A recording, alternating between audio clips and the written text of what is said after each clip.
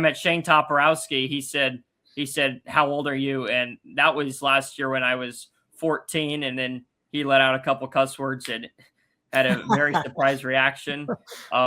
So that was funny, and it's something that's actually kind of happens often.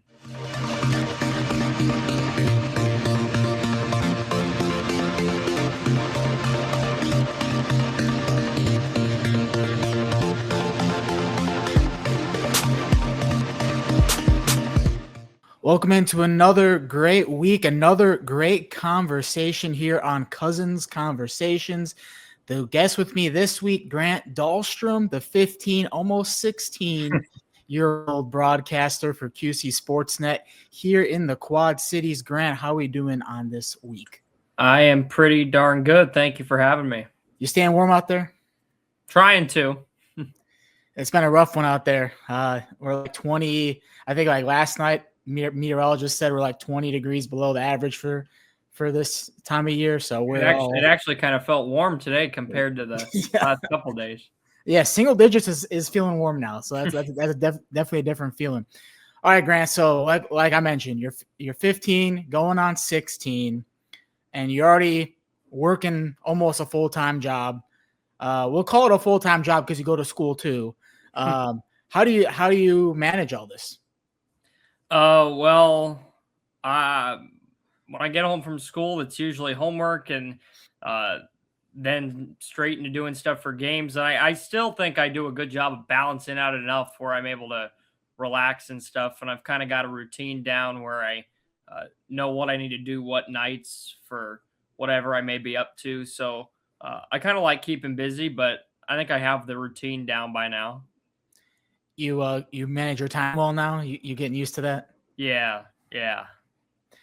With your journey too, like you started even before that. You started summer of 2022 was when you really started going. What was that process? You were able to go and do a Cubs junior broadcaster. You were selected, and you went to a Cubs game. You got to follow, Shambi and all the marquee people for the Cubs. What was that process, and how did you end up winning that? So actually, one of my travel baseball coaches at the time saw it on a commercial for one of the Cubs games. So I just sat down in front of the TV one day and played. It was Christopher Morel's first career homer, which was a pretty cool moment. I think of that same season. So I just played that on YouTube and put my phone in front of me and recorded myself making a call. And throughout all the voice cracks and everything, since I was only 12, they picked me probably a month or two later. And so then one of the last weeks of the season, we went up to one of the Cubs games, Cubs Reds, got to go into the production truck, go into the studio for the pregame show, sit in the booth for a couple innings. So it was really cool. What did that experience do for you? It definitely did a lot because now almost 4 years ago, I wasn't really sure that this is exactly what I wanted to do, but I already had a YouTube channel by then and was just making videos for basically nobody watching.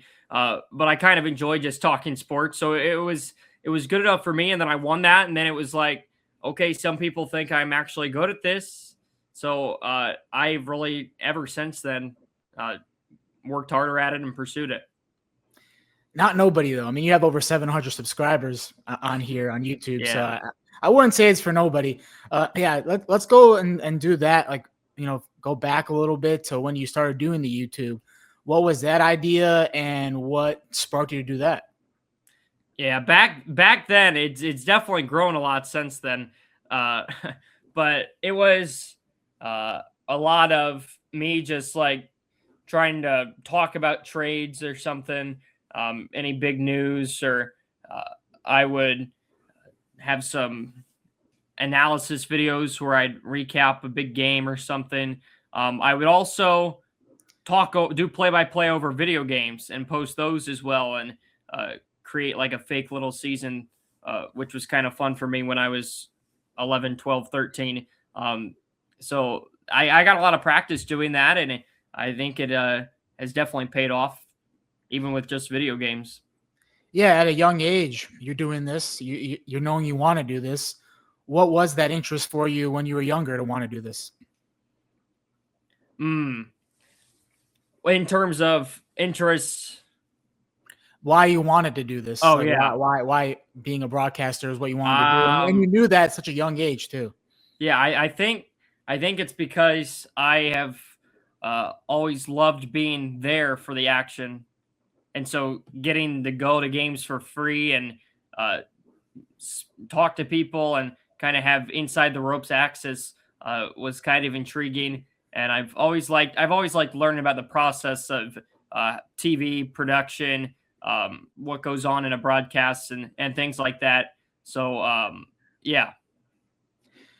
And then you fast forward, what was it, a year after that camp?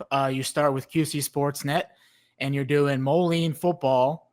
Mm-hmm. Jumping into that, what was that welcome experience for you to jump into that just and getting that going?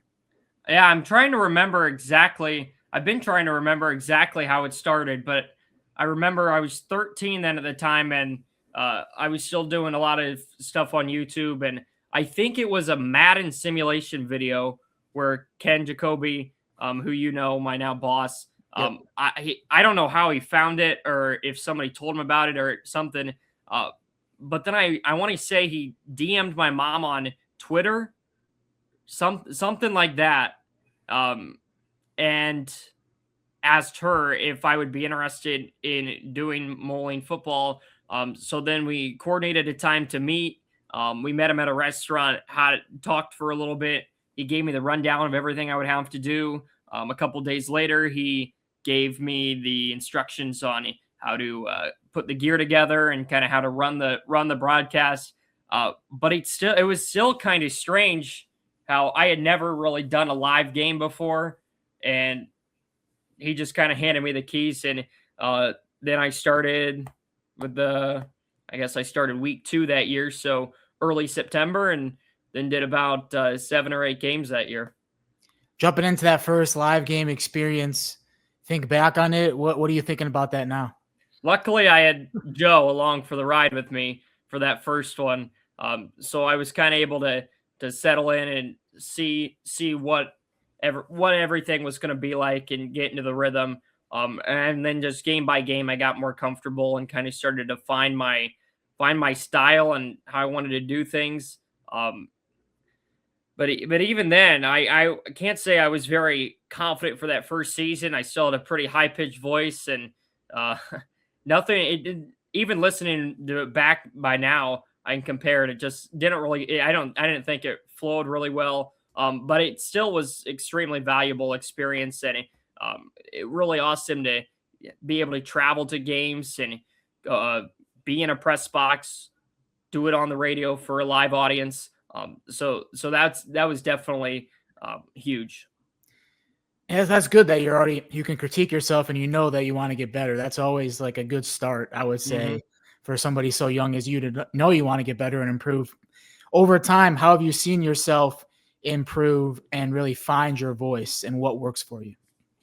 I think something that's really helped has been me just being able to watch videos and find people out there, or just sitting down and watching games. Now I think I have kind of trained my mind where I have done enough games myself where I kind of know what a broadcaster would be thinking or something like that.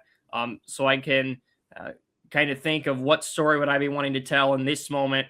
Like even just yesterday, I was doing it for the championship games. Like they're building up all these stories, and so I can kind of react to that myself and try to think of what I can implement it, and then I can take a style from one broadcaster and then another, and then turn it into a style that I like, and kind of make it my own at the same time too.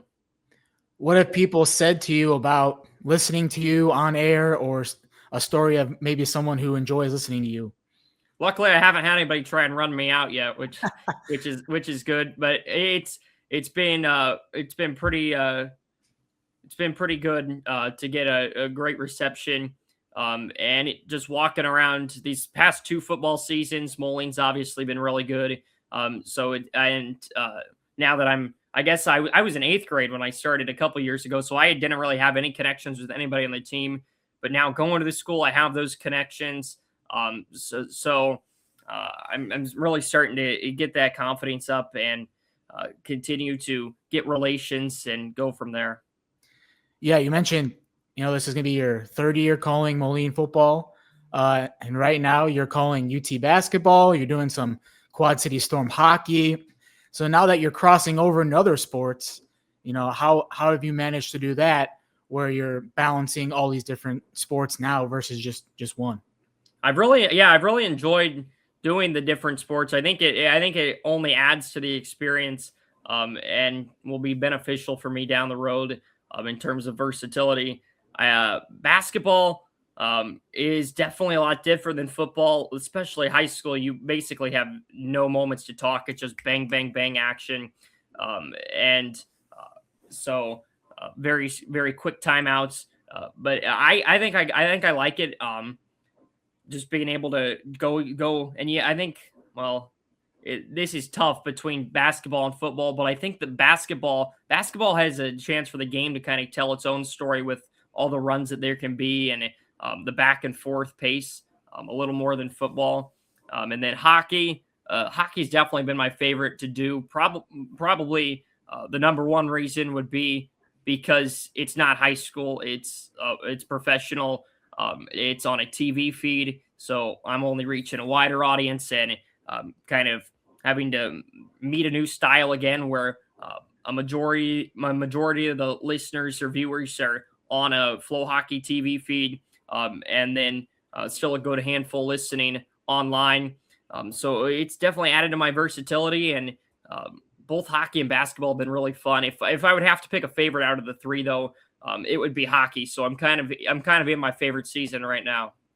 There you go. And yeah, hockey is just very unique sport to call. I remember calling it back in college, and it's like nobody really you don't really understand the speed of it unless you're there in person. Mm-hmm. And it's also they're going so fast. They're on skates.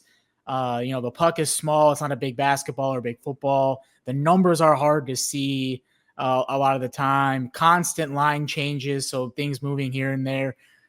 What has helped you learn hockey and call hockey because it's such a unique sport in those different nuances?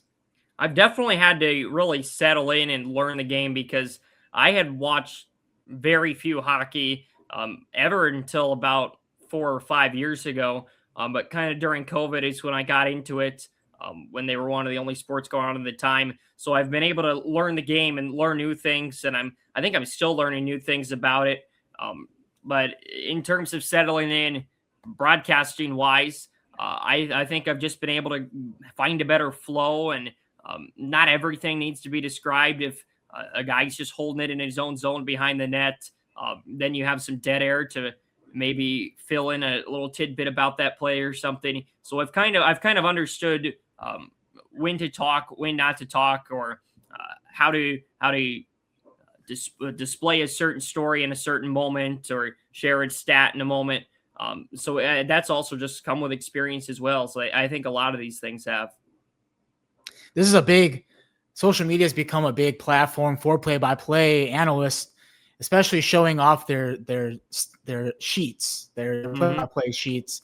How does that change for you, sport to sport? And how has that evolved for you? Because some people like to write it out. Some people like to, write in margins, things like that. How have you adapted yours? Yeah, I was going to mention that with hockey, that preparation also plays a lot into it. So for me, it's kind of tough for basketball and football because high school teams just don't throw stats out there everywhere. But that's kind of why I've been able to enjoy learning it, because I do have to do a little deeper digging and talk with people pregame, make connections pregame with a coach or somebody from the other team. So I think it's kind of helped in that aspect. But I've also just like I said with finding my style, actually talking and doing and calling the games. I've been able to find a way that I like to prepare for every sport that I do. I really enjoy hockey because these guys in minor league hockey, some of them have crazy career stories. Oh, yeah. And it really helps you learn a lot about a certain player or a certain team. High school basketball, much of the same. So is football. It's just really cool to learn about all these different teams around the states that I maybe would never pay attention if I just went to a game as a spectator. But yeah, I've definitely been able to kind of understand what I need to do for a game to feel comfortable. Because I think that's definitely what it's all about, just feeling comfortable and making sure that you don't sound dumb in front of the people that are listening, and you're kind of able to build that story as the game goes along. So I really enjoy the preparation process in that aspect, and I do it a little different for each sport that I call. For hockey, I'll type out a lot and then kind of adding some handwritten where I need to. Basketball is kind of this, I guess, kind of the same. But football, I mostly almost handwrite everything. And can separate it by positions, numbers, etc. What helps you with that research is kind of building those connections and working with the coaches, the players, things like that, that really help you get to know the team more. What have you learned from that aspect? I know Coach Morrissey's a great guy, great coach, easy to get information from, talk to. Same thing with the Storm coaches and Coach Toporowski. What have you learned about that aspect of things, just knowing to build that relationship so in order that you have the good preparation? So like you said, you don't sound dumb on air. It's especially nice for the Storm and for the Moline games because, as you said, Mike Morrissey will, if you ask him to do something, he'll almost always do it. I got added for this past season to the team's huddle page, so I'm able to watch film pregame and everything. And I don't think if I had been asking questions with Coach Morrissey in between games or about a game coming up that he would have invited me into adding me to that. And then with our interviews with the Storm coaches pregame, it's nice to hear what their state of the team is, because I think as an outsider, we view it differently than guys who are in the locker room for all these games, on the buses, in the hotels with these guys every single week. So it's great to hear different perspectives, and you can kind of reference it throughout the game. I know one thing that Shane Toporowski talks a lot about: the Storm got to put pucks to the net. He says that almost every single time we talk to him. So if they're doing that throughout the game, he said that was a key, and they're doing it. And I can kind of work that in. And same goes for all the different sports. And then it's also, I've also think that it is a benefit to when I have the opportunities to talk to coaches post game. That's also nice to have as well. Get their thoughts on this game and how's it going to factor in. Are they going to make the adjustments going into the next game? So it kind of just deepens that knowledge when you're able to talk to people who are more connected to a team than maybe I am or other broadcasters are. Do you think about how much like this experience now that you're having in high school? Because a lot of people like in my position, older than me, who have been in this industry, 7, 8, 9, 10 plus years, didn't get a lot of these opportunities at such a young age like you did. When you think about what you're doing right now and what it can do for you for the future, what do you think about there? I definitely think about it a lot, and I'm really hopeful that it definitely benefits down the road because really that's been my goal ever since the start, just to get experience. And that's why if there's a game that I am available to do, I want to do it because I want to be there for it. I want to get another game on my resume under my belt. And that's just one more game working towards getting better. It's I guess I'm just a sophomore right now, and I'm gonna go to Arizona State to visit the Cronkite School in a couple months, and hopefully go to some more colleges down the road. I really think that hopefully it stands out and can lead me bigger places with a lot more experience at a younger age than most people. And you were also able to make some more connections as well. I saw you went to a media camp this last summer in Des Moines, and you met the voice of the Drake Bulldogs there as well. Mm-hmm. What did you take away from that experience? I think I took a lot. I think I took away more than I thought. obviously it taught me a lot about broadcasting, but it taught me how to live on a college campus for almost a week, and meet some new people who are interested in the same things as me, meet people from all across the country, meet all these different instructors. We took some great field trips. We went inside kind of what a production looks like with the Iowa Cubs, as well as got to see the athletic and the ESPN Plus facilities at Drake. Michael Admire is a guy who was at that time just about 2 or 3 months off of calling some March Madness games with Drake after the great season that their basketball team had. So he had a lot of great things to share as well. And we even got to do a mock play-by-play of a Drake basketball game. So there's some experiences that I can't just get sitting here. So it was good to go out there and just kind of broaden my understanding a little bit more. You have to just get thrown into the fire. That's how this thing works. You get thrown into the Moline football game. You get thrown into, media camps and doing simulations of games and things like that. When you're not broadcasting, though, you're a golfer for Moline High School. What got you started with golf? It was kind of my family. I probably have been picking up a club since I was about 2 or 3. If I would have to guess, it's been a huge part of my life. Just playing all the time, going to the John Deere Classic every single year. So yeah, and I was thrilled that I was able to get on the fresh soft team last year in my freshman year, and now this year play varsity. And we just so happened to have our best season as a school in almost, I think, around 45 years, and get 7th at state. So it's been a sport that is definitely been enjoyable for me, and I've had a lot of fun, especially playing it for school. How would somebody explain your game? Good driver, short game, putting? Sometimes it can be a little messy in every single facet of it. But I would say my short game is the best part of my game. Put me in that 80-yard and less range, and I can usually figure my way out from there. Like Scotty Scheffler out here, inside 100 yards, you get within a couple inches of the hole. That's how it works out here. A couple inches would be a stretch for me. I'll take within about 15 feet. Yeah, that's not bad either. That's not bad. Any golfers that you enjoy watching? I get asked this a lot, but I've always struggled to pick my favorite. I have liked Jordan Spieth a lot.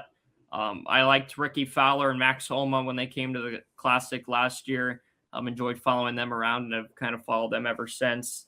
Jason Day too, who just I think he got second at the most recent tournament that finished up yesterday. So I really I couldn't pick one favorite, but I like to follow a lot of guys. Those guys, fan favorite guys with a lot of swagger to their game. Good guys to follow for sure. Mm-hmm. What about broadcasters? Who do you watch a lot of that you like? Another question that a lot of people ask me. I think one answer for me that not a lot of people have heard of is Mike Monaco, who I Australian really, Open. He called it last night, the Keys match. Yeah. Who I really like to follow because kind of like what I'm aspiring to do. He does it all: football, hockey, basketball, tennis. So I really like. I think that versatility is really impressive, and I like following him. I think Mike Tirico, Kevin Burkhardt's really good, both in the NFL this season. Jim Nantz also with everything that he has done. So yeah, I like some of the classics and I like some of the new guys. Bill Wischusen also I think is a guy that's not talked about enough, doing NHL and football and radio for the Jets. As a guy who likes to watch a lot of different sports, I really appreciate these guys who are in a different city calling basketball one day, the next day they're in another city across the country calling a completely different sport. When it comes to watching sports, how different is it for you now that you're a broadcaster watching sports? Because for me, I'm watching sports and I'm like, oh yeah, that's a great play. That would be a good highlight. What is the experience for you now as a broadcaster watching a sporting event? I think it's pretty similar to what you said, and kind of what I said earlier. How I always am. They'll say a word, and I'll be like, "Ooh, I got to add that to my mental Yep. vocabulary or a phrase." Or um, so it's just little stuff like that that I sometimes I'll even write it down or record it or something to make sure that I remember and think of it maybe the next time I have a similar moment to that. As far as the rest of this basketball season goes, what are you looking forward to most about how this season can play out? Because as we talked about, for the station that I work for here, we'll get into that TV part too. You said this Western Big Six, which is what QC SportsNet covers, is going crazy right now. There's teams all at the top. How do you think the rest of this basketball season plays out? Oh, it definitely feels like as I think we've talked about a lot. There's a top, there's kind of a middle, and then there's a bottom. Rock Island, I think, is a team that had their ceiling can be the state tournament. Their floor, when we've seen them struggle, can be maybe regionals or sectionals. So they've been up and down, but for the large part, they have been up and they have been a really good team. Moline continues to fly under the radar. A big win against UT, which is something that I've always been torn when I've been torn on these last 3 years when I've done Moline UT on the UT channel as a student going to Moline. But the other night, I was even a little disappointed that UT lost that game because it felt like they definitely had a chance the way that they were playing.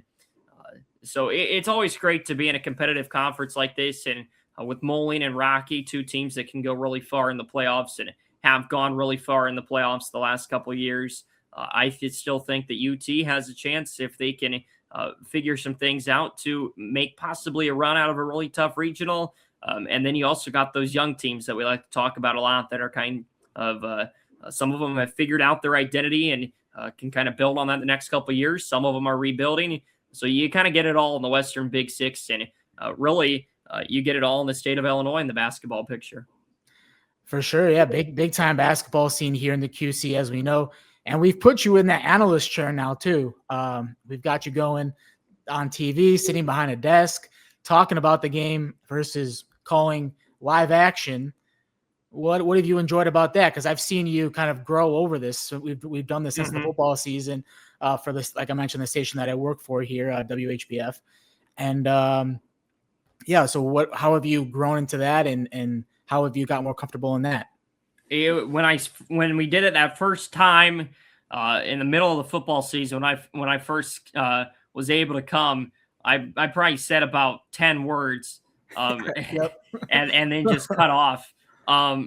But now, even though it's been something that I have never really done because I've been hidden behind a mic and just talking over action, talking on a radio or talking over a picture.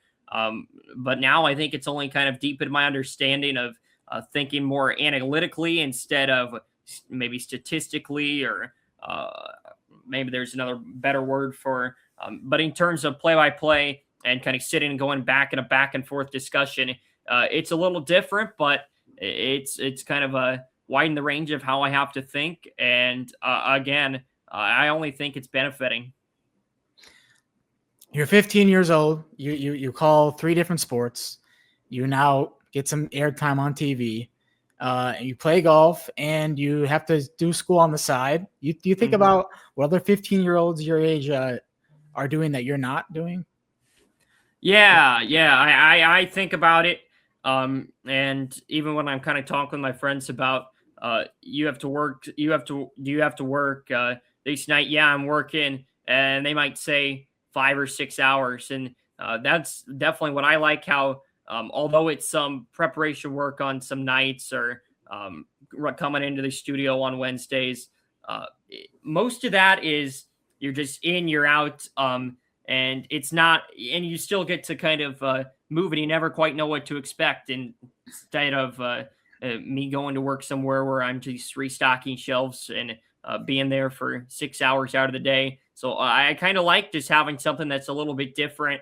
I shouldn't say a little bit. I think it's a lot different than a lot of people. A lot of people, a lot of people my age in the area. So it's been cool in that aspect. what's the reaction that you get like when people see how young you are? Because when I first met you, like I could not even realize that you were, or like even like comprehend that you're a 15-year-old doing this. Because first off, I mean, you said your voice used to be like all crackly and high and everything, but now you sound like a broadcaster, man. So what are people's reactions when they find out how young you are doing this? Usually it's what year did you graduate, or what year you, or where are you going to college, or something like that. So and then when I tell them I'm a sophomore, as I've, or even last year, that would happen occasionally, and I'd say I'm a freshman. The first time I met Shane Toporowski, he said, "How old are you?" And that was last year when I was 14, and then he let out a couple cuss words and had a very surprised reaction. So that was funny, and it's something that's actually kind of happens often, which again I think it is only makes it kind of a little bit cooler, to impress people like that, and it makes me feel good knowing that they think they are confident in me, and they think that I can do big things, and that's obviously the goal of all this. Yep, the future is bright for you. Where you've already started, where you're going. You mentioned you're already looking at colleges too. Oh, where do you picture going after this? I mean, I know you don't have a college aside or anything yet, but just what are your future goals? You know? Yeah, we'll try to narrow it down in terms of colleges, but I'm hoping to go somewhere where maybe some of their athletics are on ESPN Plus, where I'm able to get experience, or a student radio station. So some of the good schools have that, which hopefully to kind of get that experience for uh, bigger, college events. And another thing that's been intriguing, looking, one thing that pulled us into hopefully or pulled us into booking a visit to go to Arizona State is they could do internships with the 4 professional teams in Phoenix, MLB spring training down there. So it sounds like Arizona State has a lot that kind of branches out to that. So I want to find a place to go to school where and get that hands-on experience, which is maybe different hands-on experience than a lot of different fields, but experiences, especially in what I want to do. And hopefully after that, and I'm able to maybe go on to a big network, or find out what I want to do. But I definitely know that this is hopefully broadcasting has to do with my future. And it may look a little bit different in 5 years. It may look different in 10 years. It may look different by the time, as far as maybe I retire. But this is what I want to do. And I think I'm still going to be able to kind of pick and choose what exactly it wants to do. What am I trying to say? What exactly in terms of play by play, or do I want to be a guy to lead in a pregame or postgame show on a network? Maybe I'm still figuring that out a little bit, but this is definitely the kind of thing I want to go into. And with all the experience you've had, kind of, you can do everything, and you've proven that already. And so just keep going these next couple of years, get those reps. The reps are always important.